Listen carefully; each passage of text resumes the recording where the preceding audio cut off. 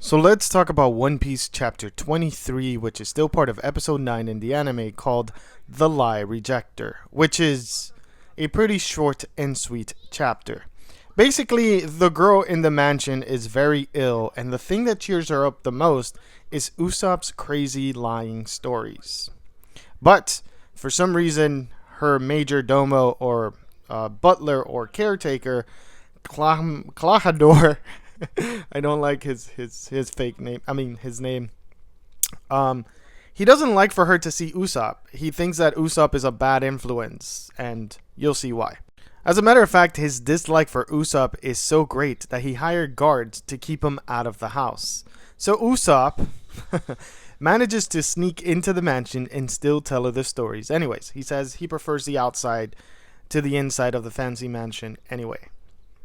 And you can literally see how excited she is to see Usopp. Like, why would this dude deprive her of that, you know? But it's the whole society thing when you're from different places. In the anime, it's also different. She's normally on a first floor in the manga, but in the anime, she's on a second floor, so Usopp has to actually climb a tree. Again, subtle changes, but still changes nonetheless. So this is one of the most interesting stories that Usopp ever tells her. He says that when he was 5 years old, he ran into a giant goldfish, that he thought that the poop of the goldfish was an island. And I honestly don't remember this little flashback at all. It's not in the manga, but the anime definitely makes it worthwhile. He also mentions that he killed the goldfish and then fed it to a bunch of little people, that they're still eating the goldfish to this day. That's some foreshadow for you, both with the goldfish and the little people, but I don't want to spoil too much. Also, since Usopp ran away from Luffy, Nami, and Zoro to go and, tell his stories to Kaya, the little pirates think that the pirates did something, or Usopp's crew think that the Straw Hats did something to the captain, but they were brave enough to go in there and try to fight for their captain.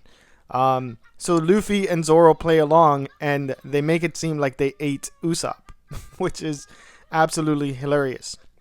But then Nami, again being the voice of reason, she tells them the truth, and then they find out that Usopp is a good person because he does this storytelling to the sick girl in the mansion so she can feel better.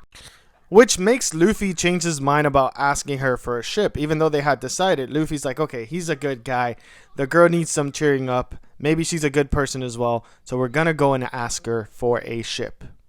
Again, it's a little different in the anime. They had already told the Straw Hats about Usopp's storytelling and lies in the restaurant, but here in the anime they do it right before. Again, a tiny detail, but it threw me off a little, so I just wanted to share. They say that thanks to the guards, it's impossible to get in, but here are Luffy's manners and the fact that he's a Gomu Ningen, which is a rubber human. He can pretty much just jump the fence like nothing. Oh, look, and they I was wondering how the rest of them were going to get in. Team Rocket's blasting off again. Okay, they exaggerated there. So Luffy asks her for a favor, a big sturdy ship so they can sail the seas. But here comes her butler again, or caretaker. And he is not happy about what's going on here. And he not only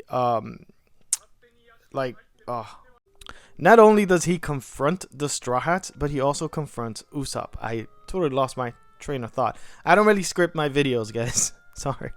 And that was actually the end of episode 9. Chapter 23 actually falls over to episode 10 as well. So Usopp tells Kaya that basically Luffy and the Straw Hats heard about him, and they came to this island to ask him to join his crew. And here's when the butler really starts going off and starts insulting pirates and Usopp especially. He starts mentioning that his dad was a dirty pirate, that they are nothing like Kaya, that they are low life, and so on and so forth. Like, making it seem like he's a superior human, which really strikes Usopp in the wrong way. He keeps provoking Usopp to the point where Usopp can't take it anymore, because I'm not sure if he's doing this on purpose. I don't quite remember, but I believe that he was doing it on purpose, or I'm not sure if this is how he truly feels. I guess we'll find out, right, together, because I don't remember all of this. And Usopp definitely punched him right in the face. And this is when he says, see, this is all they know. He's a filthy pirate. They only resort to violence, just like his father. And this is where chapter 23 actually ends. So, if you enjoy my content, like always, a like and a follow is super appreciated. Thank you for watching. Let me know your thoughts in the comments. Oh, by the way, Usopp is very proud of his pirate blood. I almost forgot to mention that. And he makes that clear to everyone.